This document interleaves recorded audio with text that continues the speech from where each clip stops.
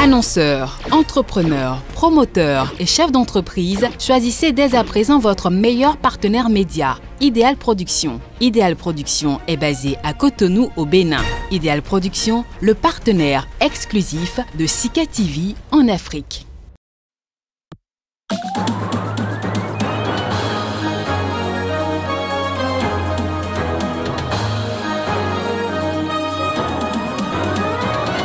Manifestation contre le retour de l'ex-président Gbagbo en Côte d'Ivoire, une centaine de personnes ont répondu à l'appel du collectif des victimes de Côte d'Ivoire pendant la crise post-électorale.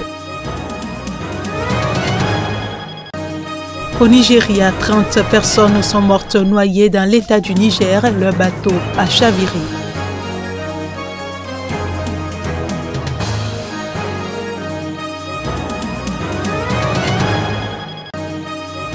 Et puis la justice congolaise a demandé la levée de l'immunité parlementaire d'Augustin Matata Ponyo, l'ex-premier ministre, est mis en cause dans une affaire de détournement de fonds publics.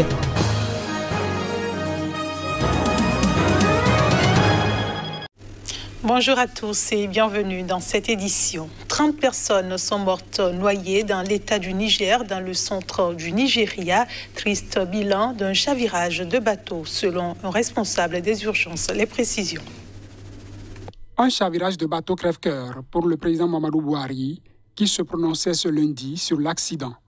Une partie des victimes était en effet des déplacés ayant fui les récentes violences provoquées par des groupes criminels. Le président nigérian a félicité les services de secours et appelé les autorités des transports à s'assurer du strict respect des règlements de sécurité sur les voies fluviales. Le bateau qui transportait une centaine de personnes s'est brisé en deux après avoir heurté un obstacle pendant une tempête alors qu'il revenait d'un marché samedi, a déclaré Ibrahim Oudou Hussein, porte-parole du service des urgences dans l'état du Niger. 30 corps ont été retrouvés jusqu'à présent et 5 personnes sont toujours portées disparues, a-t-il ajouté, précisant que l'accident avait eu lieu dans le village de Tidjana, situé dans le district de Mouya. 65 passagers ont été secourus avec l'aide de plongeurs locaux, a déclaré le porte-parole. Les recherches ont été entravées par des fortes pluies, mais les plongeurs ont bravé le mauvais temps, a-t-il ajouté. Les naufrages de bateaux, souvent surchargés et mal entretenus, sont fréquents au Nigeria, particulièrement pendant la saison des pluies. Je le disais en titre, une centaine de personnes ont manifesté ce lundi à Abidjan. C'était une protestation contre le retour en Côte d'Ivoire de l'ex-président ivoirien Laurent Gbagbo après son acquittement le 30 mars par la justice internationale pour des crimes contre l'humanité. Reportage. À l'appel du collectif des victimes de Côte d'Ivoire, CVCI, pendant la crise post-électorale de 2010 à 2011, qui avait fait quelques 3000 morts, les manifestants, dont de nombreuses femmes, ont brandi devant le palais de justice des pancartes sur lesquelles on pouvait lire « Gbagbo nous a tués » ou « Nous allons accueillir Gbagbo de notre façon ». Nous avons mis en place un comité d'accueil de Laurent Gbagbo pour que les décisions de sa condamnation à 20 ans de prison en Côte d'Ivoire soient exécutées, a déclaré à la presse Isiaka Diaby, président du CVCI, qualifiant Laurent Gbagbo de criminel qui doit être livré à la police. Les violences d'il y a 10 ans étaient nées du refus de l'ancien président de reconnaître, fin 2010, la victoire à la présidentielle de son rival Alassane Ouattara. Acquitté par la Cour pénale internationale CPI de crimes contre l'humanité, l'ancien président reste sous le coup d'une condamnation en Côte d'Ivoire à 20 ans de prison pour le braquage de la Banque centrale des États d'Afrique de l'Ouest, BCEAO, commis à cette époque. En annonçant début avril qu'il était libre de rentrer quand il le souhaitait en Côte d'Ivoire depuis Bruxelles où il vit, le président Ouattara n'avait pas mentionné cette condamnation de Laurent Gbagbo, mais Amadou Coulibaly, ministre de la Communication et porte-parole du gouvernement, avait laissé entendre qu'elle serait levée. La date du retour de Laurent Gbagbo en Côte d'Ivoire ne sera connue que quand tout sera prêt pour l'accueillir, notamment en termes de sécurité, a déclaré jeudi le ministre ivoirien de la Réconciliation nationale, Kouadio Konan-Bertin, en recevant des partisans de l'ancien président, d'anciens cadres de son parti et sa sœur cadette, Jeannette Koudou, rentrée à Abidjan après 10 ans d'exil au Ghana. Ce journal se poursuit. Le général Mahamat Idriss Déby, chef du conseil militaire de transition au Tchad, s'est entretenu lundi à Niamey avec le président du Niger, Mohamed Bazoum, et s'est rendu dans l'ouest du pays où sont stationnés 1200 soldats tchadiens qui combattent les djihadistes. Le général Mahamat Idriss Déby, qui dirige la junte au pouvoir au Tchad depuis la mort fin avril de son père, est arrivé en début de matinée à Niamey. Il est venu pourvoir ses troupes à Terra et il en a profité pour discuter avec le président du Niger, Mohamed Bazoum, a indiqué une source à la présidence nigérienne sans préciser le contenu de l'entretien. Mohamed Bazoum a été désigné en avril par le G5 Sahel, qui regroupe 5 pays de la région, à savoir le Tchad, le Niger, le Burkina Faso, le Mali et la Mauritanie, comme facilitateur entre les nouvelles autorités tchadiennes et un groupe rebelle, le Front pour l'alternance et la concorde au Tchad. Fin avril, la présidence nigérienne avait affirmé que le président Bazoum prendrait un certain nombre d'initiatives très prochainement pour mener cette facilitation. Un contingent de 1200 soldats tchadiens a été déployé à Terra, ville nigérienne située dans la zone dite des 3 frontières entre le Niger, le Burkina Faso et le Mali, pour lutter contre les groupes djihadistes dans le cadre de la force multinationale du G5 Sahel, dont les 5 pays membres s'efforcent depuis 2017 de coopérer dans cette lutte. Je le disais en titre, la justice congolaise a demandé la levée de l'immunité parlementaire de l'ancien Premier ministre Augustin Matata Ponyo. Il est mis en cause dans une affaire de détournement de fonds publics. Il s'est dit prêt à comparaître pour se défendre selon certaines sources. Les précisions. Le parquet général a demandé au Sénat de lever l'immunité parlementaire de 2 sénateurs, Matata Ponyo et Ida Kamadji. Il y a des indices sérieux de leur implication dans le détournement de l'argent destiné au parc agro-industriel de Boukangalonzo, a déclaré lundi à l'AFP un haut magistrat du parquet près la Cour de cassation. Je ne crains rien, je suis prêt à me présenter devant la justice, même si l'injustice doit prévaloir sur la justice, a déclaré dimanche au cours d'une conférence de presse Augustin Matata, rentré à Kinshasa le jour même, en provenance de Guinée, pour répondre à ces accusations.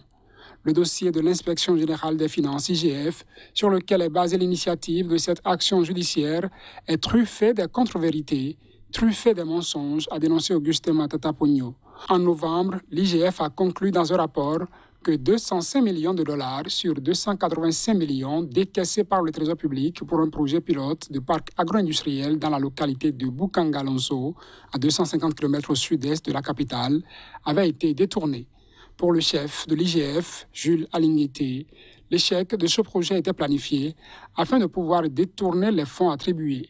6 personnalités directement impliquées dans cette débâcle, dont 3 couvertes par des immunités, ont été identifiées. Après avoir quitté en novembre 2016 ses fonctions de Premier ministre, exercées pendant 4 ans sous la présidence de Joseph Kabila, Augustin Matata Ponyo était devenu sénateur. Pour être validée, la levée de son immunité parlementaire doit encore être votée en plénière. Le Soudan du Sud ne dispose plus de parlement. L'institution a été dissoute par le président Salva Kiir. Cet acte ouvre la voie à l'installation d'un nouveau parlement plus large dont la composition avait été négociée dans un accord de paix de 2018. Les détails.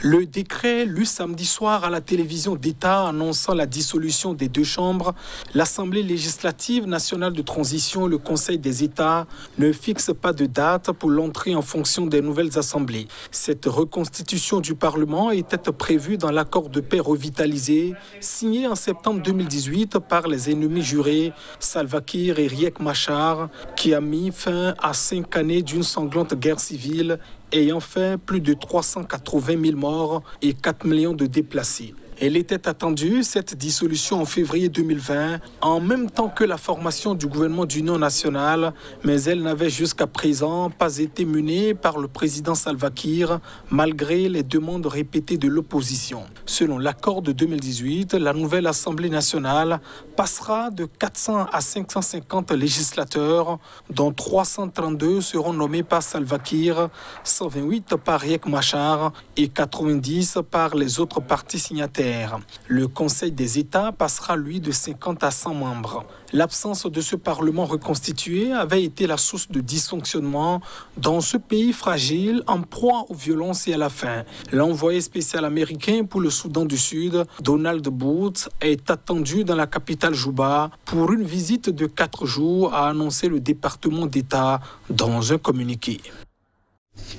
Et puis l'ex-dirigeante birmane Aung San Suu Kyi, inculpée à de multiples reprises par la junte depuis le coup d'État, doit comparaître pour la première fois en personne devant le tribunal le 24 mai, a indiqué son avocat. L'ancienne chef de facto du gouvernement n'a pas été vue en public depuis son arrestation lors du putsch militaire du 1er février. L'ex-dirigeante birmane Aung San Suu Kyi, inculpée à de multiples reprises par la junte depuis le coup d'État, doit comparaître pour la première fois en personne devant le tribunal le 24 mai, a indiqué son avocat. Depuis, elle est assignée à résidence dans la capitale et n'a pu rencontrer ses avocats que lors de brèves séances de visioconférence très surveillées par les forces de sécurité. Une nouvelle audience en visioconférence s'est tenue lundi matin, au cours de laquelle il a été annoncé qu'Aung San Suu Kyi comparaîtrait en personne le 24 mai, a déclaré l'un de ses avocats. Sa cliente semble en bonne santé, mais il n'a toujours pas pu la rencontrer. Le président du tribunal a déclaré que selon les instructions de la Cour suprême de l'Union, les affaires devraient être entendues en personne et non virtuellement par visioconférence lors du prochain ajournement.